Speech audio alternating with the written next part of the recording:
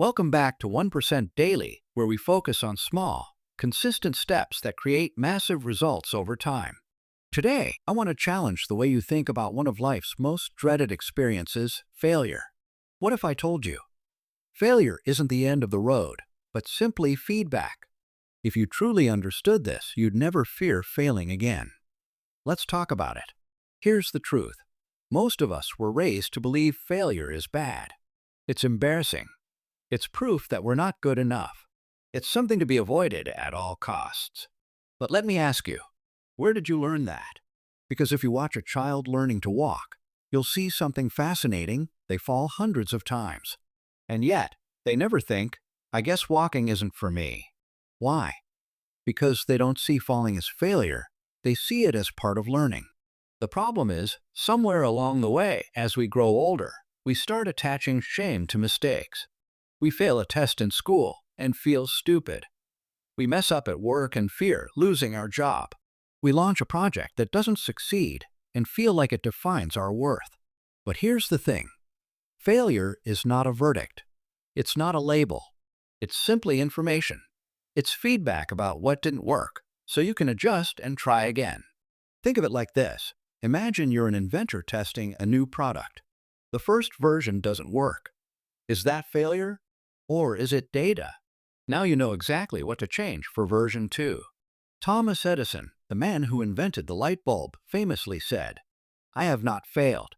I've just found 10,000 ways that won't work. That's the mindset shift. Stop asking, did I fail? Start asking, what did this teach me? Let me tell you a quick story.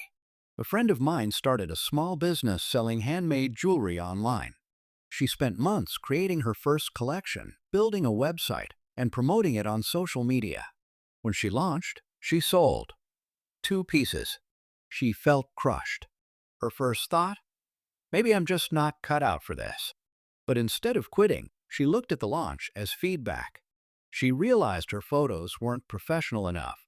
Her descriptions didn't connect emotionally, and she was targeting the wrong audience.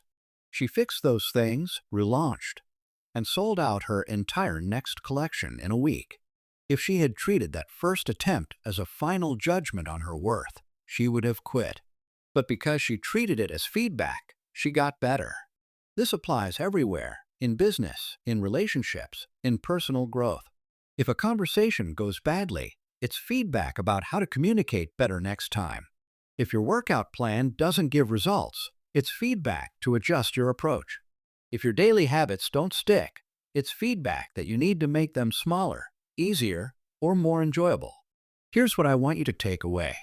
The most successful people you admire, athletes, entrepreneurs, creators, they aren't immune to failure. They've simply built a different relationship with it. They don't see it as a stop sign. They see it as a signpost pointing them toward the next step. So the next time you fall short of a goal, I want you to pause and ask, what went wrong? What can I learn? What will I do differently next time? Because failure is not the opposite of success. It's the pathway to it. Your challenge this week.